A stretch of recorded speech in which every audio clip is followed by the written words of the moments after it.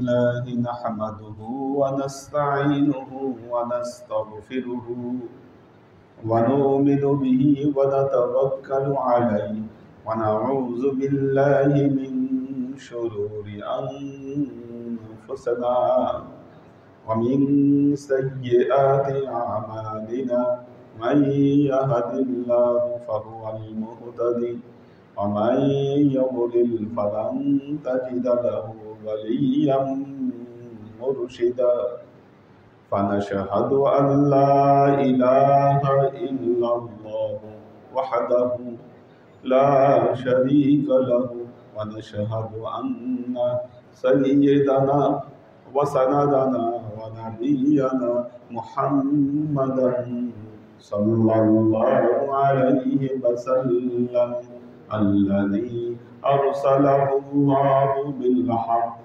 بشيرا ونذيرا وداعيا إلى الله بإذنه وسراجا منيرا وقال الله تعالى في كلامه المجيد وفرقانه الحميد ما كان محمد أبا أحد من رجالكم ولكن رسول الله وخاتم النبيين وكان الله بكل شيء عليما إن الله وملائكته يصلون على النبي يا أيها الذين آمنوا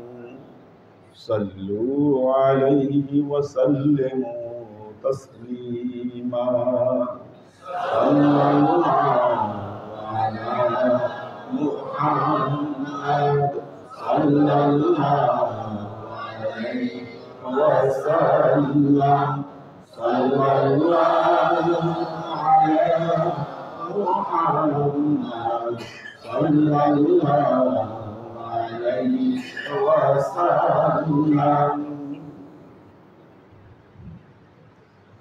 الله عاشق وصالح بالله ঈদ এ মিলাদুন নবীর মাস আল্লাহর নবীর ব্যাপারে আমাদের আকীদা ঠিক হওয়া দরকার। কেন ঠিক হওয়া দরকার? কারণ বর্তমান জামানায় আমরা এই বিষয়গুলোতে কিছু সমস্যা দেখতে পাই। সেটা পবিত্র কোরআন কি বলেছে আমাদেরকে? মুহাম্মদ মুস্তাফা সাল্লাল্লাহু আলাইহি ওয়াসাল্লাম কে ছিলেন, কি ছিলেন? আপনারা বলেন, পবিত্র কোরআনের কোনো একটি কথা যদি কেউ অস্বীকার করে কুফরি হবে কি? এটা সার্বজনীন সত্য, দিবালোকের মতো পরিষ্কার। ঘুরায় পেঁচায় কোরআনের কোনো আয়াতকে অপব্যাখ্যা করা যাবে না। আমাদের সমাজে কিছু মোড়ল সেজে বসেছে, ধর্মের মোড়ল। জুমায় বলেছি কাউয়া, ধর্মের কাউয়া। কিছু মোড়ল, কিছু বেদাতের সওদাগর, এরা দাবি করে কোরআনের আয়াত বুঝতে গেলে হাদিসের দরকার, হাদিস না পাওয়া গেলে ফতোয়ার কিতাব দরকার, ফতোয়ার কিতাবে না পাওয়া গেলে মুরব্বির কথা দরকার, মুরব্বির কথা ছাড়া কোরআনের আয়াতকে বিচার বিশ্লেষণ করা যাবে না। এটা হচ্ছে তাদের দাবি। আমি আগেই বলেছি, কোরআনের আয়াতকে ব্যাখ্যা করতে হবে কোরআনের আয়াত দ্বারা, এবং এই পদ্ধতি আল্লাহ পবিত্র কোরআনে খুলে দিয়েছেন। মুহাম্মদ মুস্তাফা সাল্লাল্লাহু আলাইহি ওয়াসাল্লাম, তার সম্পর্কে আমাদের প্রথম বিশ্বাস তিনি আল্লাহর রাসূল। কোন কিতাবে যদি লেখা থাকে মুহাম্মদ রাসূলুল্লাহ সাল্লাল্লাহু আলাইহি ওয়াসাল্লাম তিনি আমাদের মতো সাধারণ মানুষ, তিনি আমাদের ভাই, এই কিতাবগুলো ছিঁড়ে পানিতে ফেলে দেন অথবা আগুন ধরিয়ে দেন।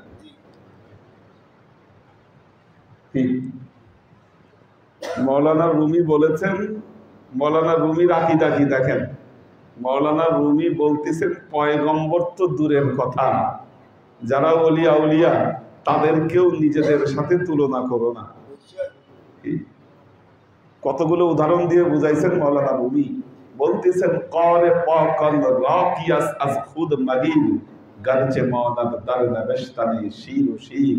দুই শির লিখতে একরকম হলেও দুইজনই মানুষ, দেখতে মানুষ দেখা যায়, কিন্তু ওলিয়া উলিয়াদেরকে নিজের সাথে তুলনা করো না, কারণ এক শির মানুষ খায়, আরেক শির মানুষকে খায়। মৌলানা রুমি আরেকটা উদাহরণ দিয়েছেন, ভ্রমর আর মৌমাছি একই ফুল থেকে রস গ্রহণ করে। ভ্রমর রস গ্রহণ করে বিষ বানায়, আর মৌমাছি রস গ্রহণ করে মধু বানায়। কি কাজী এই দুই কখনো সমান না। তৃতীয় আরেকটা উদাহরণ দিচ্ছেন, বলছেন ছাগল আর হরিণ একই ঘাস থেকে, একই মাঠ থেকে ঘাস খায়। ছাগল ঘাস খেয়ে লেদা বানায়, ছাগল কি বানায়? লেদা। আর হরিণ বানায় মৃগনাভি। কি ছাগলের ক্ষমতা নাই, সে মৃগনাভি বানাবে। এটা হলো রুমির আকীদা। আর পয়গম্বর তো মাথার তাজ।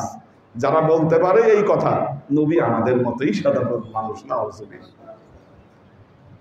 আবার এর পক্ষে দলিল কি বলতেছে, কুল আনা বাশারুম মিসলুকুম, না কুল আনা বাশারুম মিসলুকুম ইউহা ইলাইয়া। আয়াত, আয়াতের প্রথম অংশ বলে, পরের অংশ বলে না। আনা বাশারুম মিসলুকুম এর অর্থ যদি হয় যে আমাদের মতোই মানুষ, তাহলে ইউহা ইলাইয়া আপনার উপর কোনোদিন ওহী আসছে? রাসূল শব্দটার যে মর্যাদা, এটা যদি আমরা বুঝতে ভুল করি, কি আমরা রেসালতের মর্যাদা কখনোই বুঝতে পারবো না। মা কানা মুহাম্মাদুন আবা আহাদিন মির রিজালিকুম ওয়ালাকিন রাসূলুল্লাহ, তিনি আল্লাহর রাসূল। প্রথম আকীদা রাসূল সম্পর্কে আমাদের। দ্বিতীয়ত ও খাতামান নবিয়্যিন, খাতামান নবিয়্যিন নবুয়তের পরিসমাপ্তিকারী মুহাম্মদ মুস্তাফা সাল্লাল্লাহু আলাইহি ওয়াসাল্লাম। ওনার মাধ্যমে নবুয়ত শেষ, বেলায়েতের ধারা শুরু। বুঝেন কিনা? বুঝতে হবে আপনাকে কোনটা নবুয়ত কোনটা বেলায়েত। হ্যাঁ, নবুয়তের ধারা খতম, বেলায়েতের ধারা শুরু। এবং বেলায়েতের ধারার যে ঘোষণা, এটা শুরু হয়েছিল 18ই জিলহজ থেকে। মান কুনতু মাওলাহু ফাহাদাল আলিয়্যু মাওলা। কি এই বেলায়েতের ধারা এখান থেকে শুরু। সুতরাং উনি হচ্ছেন খাতামান নবিয়্যিন। ওনার পরে কেউ যদি নবুয়ত দাবি করে, সে মিথ্যাবাদী, কাযযাব।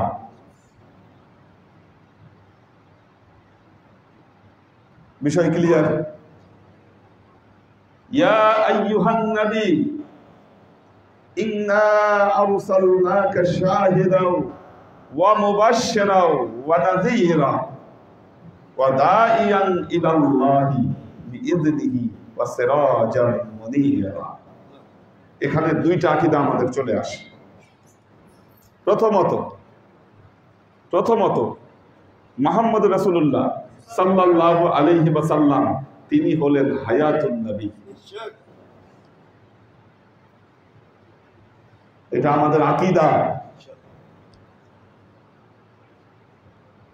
কিভাবে?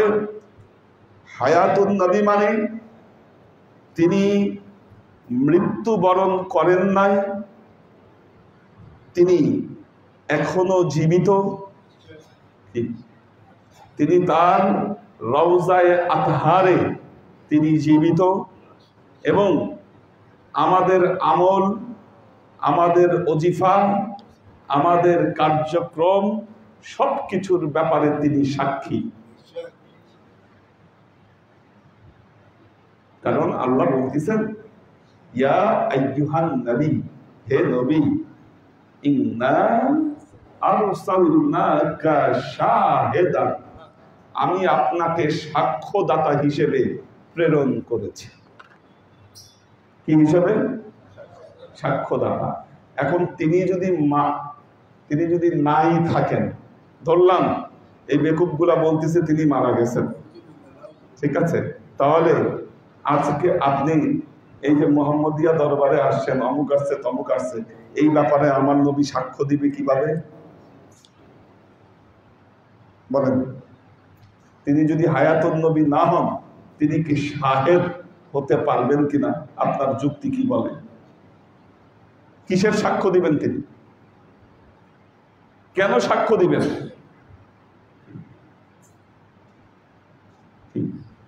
শাহেদান, তার মানে বোঝা যায় তিনি হায়াতুন নবী। একটা জিনিস এই বেকুবদের মাথায় আসে না। আল্লাহ বলতেছে যারা আল্লাহর পথে জীবন ব্যয় করে দিয়েছে তারা মৃত, এই কথা তোমরা বলো না। আরেক আয়াতে বলতেছেন তারা মৃত, এই কথা তারা চিন্তাও করো না। কি তাহলে এনাদের সবার সরদার যিনি, কি তার ব্যাপারে কিভাবে এই কৌল তারা বলতে পারে নবী মারা গেছে?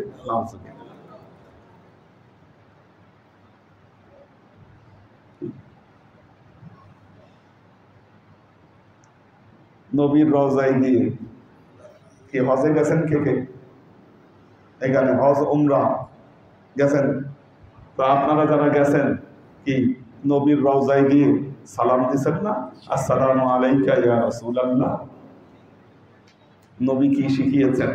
সালাম দেওয়াটা কি সুন্নাত, সালামের জবাব দেওয়া কি ওয়াজিব। তাই আপনি সালাম দিছেন নবীকে, নবী কি সালামের জবাব দেয় নাই? যে নবী শিখিয়েছে সালাম দেয়া সুন্নাত, ওয়া কি জবাব দেওয়া ওয়াজিব, তো আপনারা নবীকে সালাম দিছেন, নবী কি সেই সালামের উত্তর দেয় নাই? যে নবী শিখিয়েছেন সেই নবী কি এই ওয়াজিব কাজ থেকে বিরত থাকবেন? সালামের উত্তর তিনি দিয়েছেন, আপনারা শুনেন নাই, শুনতে পান নাই, বা সেই কান কি সেই কর্ণকুহর আপনাদের উন্মুক্ত হয়নি। নবী তো সালাম দিয়েছেন। আর নবী যদি মারাই যাবেন, নবী কখনো বলতেন না আমার রওজায় গিয়ে বলবা আসসালামু আলাইকা ইয়া রাসূলুল্লাহ। এবং নবী এটাও বলেছেন মান যারানি মুতাআম্মিদান ক্বাদ ওয়াজাবাত লাহু শাফাআতি, যে কষ্ট করে আমার রওজায় আসবে, আমাকে জিয়ারত করবে, আমার সাথে দেখা করবে, তার জন্য শাফায়াত করা আমি মুহাম্মদ মুস্তাফা সাল্লাল্লাহু আলাইহি ওয়াসাল্লামের জন্য ওয়াজিব হয়ে গেল। আবার আরেক হাদিসে বলেছেন মান জারানি কবরি ফাকান্নামা জারানি ফি হায়াতি, যে আমার কবর রওজা জিয়ারত করলো সে যেন জীবদ্দশায় আমার সাথে সাক্ষাৎ করল। আরেক হাদিসে বলেছেন মান জারানি কবরি ফাকান্নামা জারানি ইয়াউমাল কিয়ামা, যে আমার কবর জিয়ারত করবে কাল কিয়ামতের ময়দানে সে আমার সাথী হয়ে থাকবে। তো আপনি যদি এটা বিশ্বাস করেন যে নবী মুর্দা, নাউজুবিল্লাহ, আপনার নবীর রওজায় গিয়ে জিয়ারত করে কোনো উপকারে আসবে না। আপনার জিয়ারতে কোনো উপকার আসবে না, কারণ জিয়ারতের ফায়েজ আপনার নসিবে জুটবে না।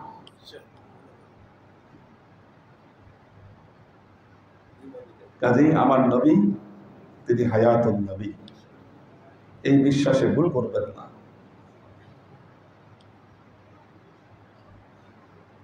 আমার নবী নূর নবী, তিনি নূর। যারা মারিফত চর্চা না করেন তারা ছাড়া, যারা মারিফত চর্চা করেন তারা ছাড়া এই নূরের মর্ম কেউ বুঝবে না। এই নূরই হলো হেদায়েত, এই নূরই হলো হেদায়েত, এই নূরই হলো মুক্তির রাস্তা। দিন এবং আখিরাত উভয় জগতে আমাদের এই নূর দরকার।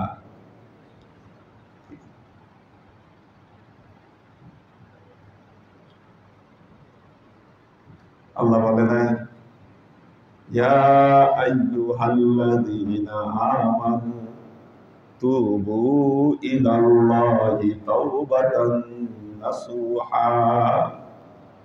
হে ঈমানদারগণ, তোমরা তাওবায়ে নাসুহা করো। আসা রাব্বুকুম আইয়ুকাফিরা আনকুম সাইয়্যাতিকুম ওয়া ইউদখিলাকুম জান্নাতিন তাজরি মিন তাহতিহাল আনহার। তোমরা তাওবায়ে নাসুহা করো, আশা করা যায় আল্লাহ তোমাদের সকল গুনাহকে মাফ করে দিবেন। ইয়াউমা লা ইয়াখজিল্লাহুম নাবিয়্যা ওয়াল্লাযীনা মাআহু নূরুহুম ইয়াসআ বাইনা আইদিহিম ওয়া বিআইমানিহিম। আল্লাহ বলতেছে, আমি কাল কিয়ামতের ময়দানে নবী এবং তার সাথে যারা অবস্থান করছে তাদেরকে আমি অপমানিত করব না। নূরুহুম ইয়াসআ বাইনা আইদিহিম ওয়া বিআইমানিহিম, তাদের ডান দিকে এবং বাম দিকে খালি নূর চমকাইতে থাকবে। ওয়া ইয়াকুলুনা রব্বানা আতমিম লানা নূরানা ওয়াগফির লানা, তারা বলবে আল্লাহ আপনি আমাদেরকে ক্ষমা করে দেন আর আমাদের নূরগুলাকে আপনি পরিপূর্ণ করে দেন।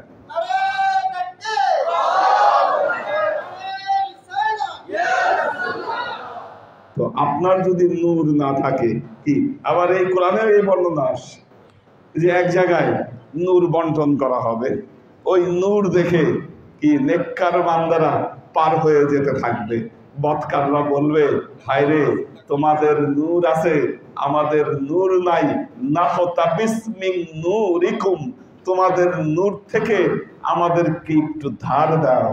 তারা বলবে পিছন দিকে যাও, ওখানে নূর দিচ্ছে। ওরা যখন পিছন দিকে দৌড়ায় যাবে তাদের আর ওই বদকারদের মধ্যে পর্দা পড়ে যাবে, কি পর্দার অন্তরালে চলে যাবে। কি নূর বুঝেন না আপনি?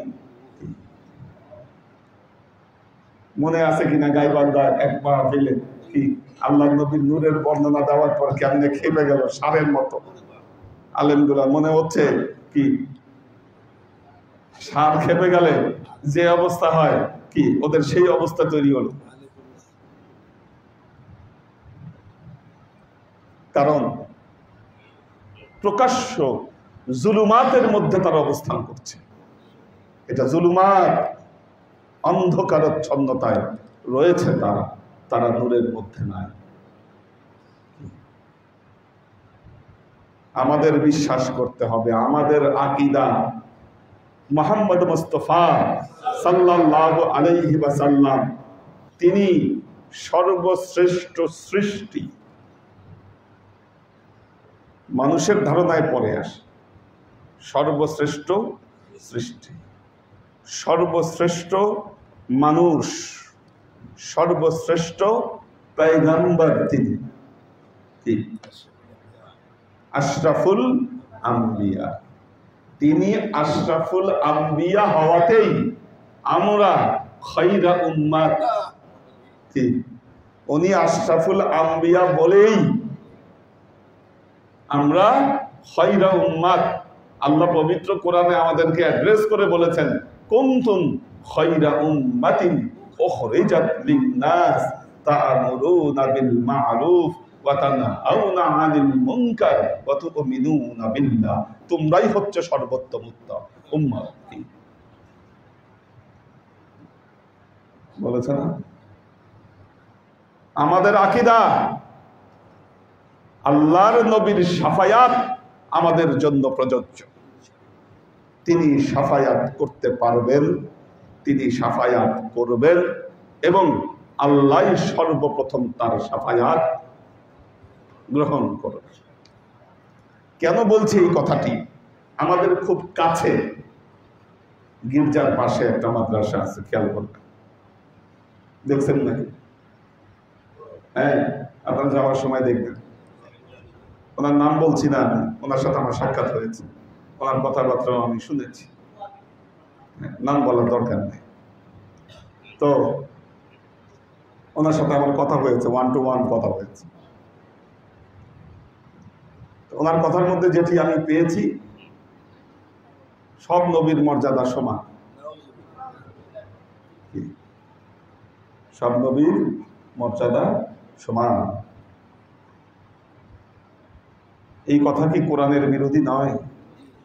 তিলকার রাসূলু ফাদ্দালনা বা'দাহুম বিবা'দিন। আল্লাহ তো পবিত্র কোরআনে বলছেন তিলকার রাসূল ফাদ্দালনা বা'দাহুম বিবা'দিন, আমি সেই রাসূলদের মধ্যে একজনের উপর থেকে আরেকজনের মর্যাদাকে আমি বৃদ্ধি করে দিয়েছি। তা আপনি যদি সব নবীর মর্যাদা সমান করে দেন তাহলে বোঝা গেল এটা আমাদের আকীদা নয়, এটা চাপিয়ে দেওয়া আকীদা। কারা চাপাতে চায়? ওই ইহুদি খ্রিস্টানরা। কারণ নবুয়াতের ব্যাপারে তাদের সাথে আমাদের একটা সামঞ্জস্য আছে। কি আমরা দাবি করি মুহাম্মদ মুস্তাফা সাল্লাল্লাহু আলাইহি ওয়াসাল্লাম সর্বশ্রেষ্ঠ, তারা এই শ্রেষ্ঠত্ব মানতে চায় না। আর 1 মিনিটে শেষ করব। সাফায়াত,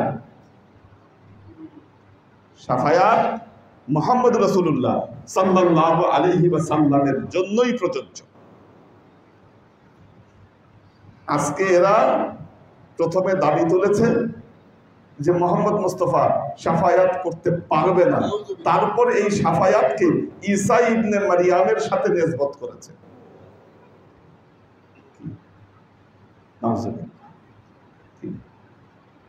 আল্লাহ বলতেছেন ওয়ালাউ আন্নাহুম ইয যালামু আনফুসাহুম জাউকা ফাস্তাগফিরুল্লাহ ওয়াস্তাগফারা লাহুমুর রাসূল লাওয়াজাদুল্লাহা তাওয়াবার রহিমা। আল্লাহ বলতেছেন ওয়ালাউ আন্নাহুম ইয যালামু আনফুসাহুম, মানুষ যদি তার উপর অপরিসীম জুলুম অত্যাচার করে, জাউকা আপনার কাছে যায়, ফাস্তাগফিরুল্লাহ আল্লাহর কাছে ইস্তেগফার করে, আমার নবী যদি খালি একবার তাদের জন্য ইস্তেগফার করে, কি ফাস্তাগফারা লাহুমুর রাসূল, আল্লাহ লামে তাকিদ দিয়ে বলতেছে লাওয়াজাদুল্লাহ তাওয়াবার রহিমা, আল্লাহকে তওবা কবুলকারী এবং ক্ষমাশীল হিসাবে পাবে। যত পাপ আছে যা আছে সব মাফ করে দিবে। মান যাল্লাযী ইয়াশফাউ ইনদাহু ইল্লা বিইযনিহি, এর মানে এই নয় যে কেউ সাফায়াত করতে পারবে না। আয়াতের অর্থ বুঝতে হবে আপনাকে। মান যাল্লাযী, কে আছে সেই ব্যক্তি, ইয়াশফাউ ইনদাহু, তার কাছে সাফায়াত করবে, কি ইল্লা বিইযনিহি, আল্লাহর এজেন্ট ছাড়া কে সাফায়াত করবে? সাফায়াত তো আল্লাহর অনুমতি ছাড়া কেউ করবে না। অনুমতিটার প্রয়োজন কেন? অনুমতি ছাড়া সাফায়াত করতে গেলে বাকি আম্বিয়ারা তো তাদের উম্মতের জন্য আগে দেন দরবার শুরু করবে, কি কিন্তু ওই সুযোগ তো দেওয়া হবে না। কি ওই সুযোগ দেওয়া হবে না। আল্লাহ আগে অনুমতি দিবেন, তারপর সাফায়াত। কি এই অনুমতি কে পাবেন? সর্বপ্রথম মুহাম্মদ মুস্তাফা সাল্লাল্লাহু আলাইহি ওয়াসাল্লাম। তার আগে সবার সাফায়াত বন্ধ। এই জন্য এই এজেনের ব্যাপারটা এই কারণে আসে, না হলে এজেনের দরকার ছিল না। আরে আমার নবী তো সাফায়াত করবে, নবীর আদনা উম্মত সাফায়াত করতে পারবে, এই ব্যাপারে হাদিস আছে। মুর্শিদ তো পারবেই, মুর্শিদের মুরিদরাও পারবে। মান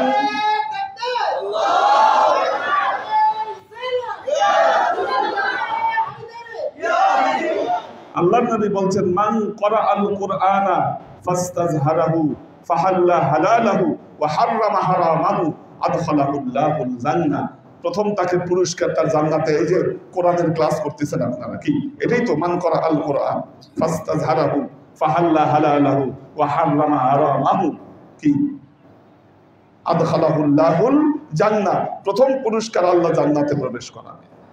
ওয়া শাফাহু আশারাতাম মিন আহলি বাইতিহি কুল্লুহুম কদ ওয়াজাবাত আলাইহিমুন নার। আল্লাহ তাকে বলবেন, যাও বান্দা তুমি জাহান্নামে গিয়ে দেখো তোমার পরিবার পরিজনের মধ্যে এমন 10 জনকে সাফায়াত করে বের করে নিয়ে আসো যাদের প্রত্যেকের উপর জাহান্নামের আগুন ওয়াজিব হয়ে গেছে। ভেতরে বিশ্বাস সুস্পষ্ট রাখবেন। আপনার বিশ্বাসের ভেতরে যদি নড়চড় থাকে, কি ঈমান দুর্বল হলে আপনার ব্যক্তিত্ব দুর্বল হবে। ঈমানকে সুদৃঢ় রাখেন। বারাকাল্লাহু লানা ওয়া লাকুম ফিল কুরআনিল আযীম ওয়া নাফা'ানা ওয়া ইয়্যাকুম লা আয়াতি ওয়া যিকরিল হাকীম ইন্নাহু তাআলা জাওয়াদুন কারীমুন মালিকুন রাউফুর রহিম।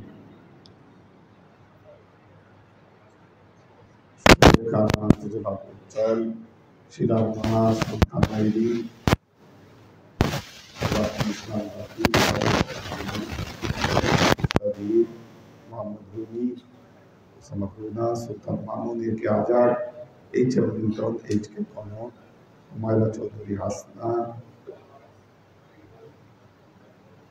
সুরভি আক্তার নিপা, সৈয়দা আমারা শরীফ, জারিনা হামদা রাসি, সৈফা বিনতে আমির, আসমাউল হোসনা, শাকিল আব্দুর রহিম হিমেল, কৈতব বিতি, একে আজাদ, মোহাম্মদ ইয়াসিন মিসবা। আল্লাহ সবাইকে ভালো রাখুন। ঈদে মিলাদুন নবী আমাদের মাহিনার আব্বা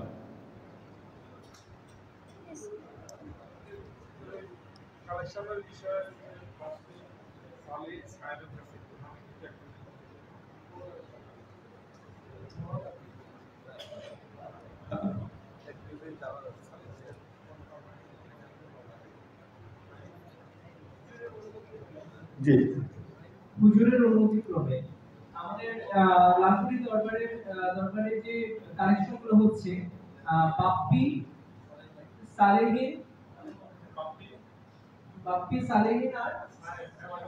আর এলাকা থেকে সাইন, এই তিনজনের কাছে আমার মানে কালেকশনটা জমা দেওয়ার জন্য এবং রিসিভ কালেকশন করার জন্য অনুরোধ করা হচ্ছে।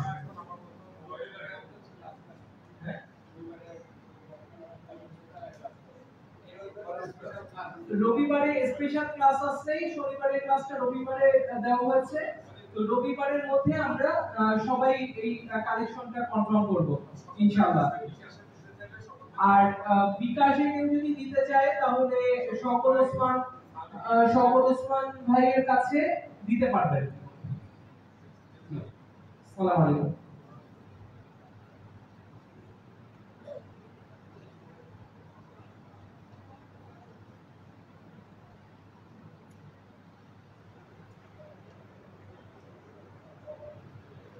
اللهم آمين. ربنا ظلمنا أنفسنا وإن لم تغفر لنا وترحمنا لنكونن من الخاسرين. ربنا تقبل منا إنك أنت السميع العليم وتب علينا إنك أنت التواب الرحيم. اللهم إنا نسألك علما نافعا رزقا واسعا عملا مقبولا شفاء من كل داء قلبا خاشعا ذهنا ذاكرا إيمانا كاملا توبة قبل الموت راحة عند الموت ونجاة بعد الموت. اللهم إنا نسألك رحمتك في كل درجة فلاح في كل أمر ونعوذ بك من الشرك والشك والنفاق والبدعة ومن كل وسوسة الشيطان. سبحان ربك رب العزة عما يصفون سلام على المرسلين والحمد لله رب العالمين. واجعل آخر كلمتنا عند الموت لا إله إلا الله محمد رسول الله صلى الله عليه وسلم.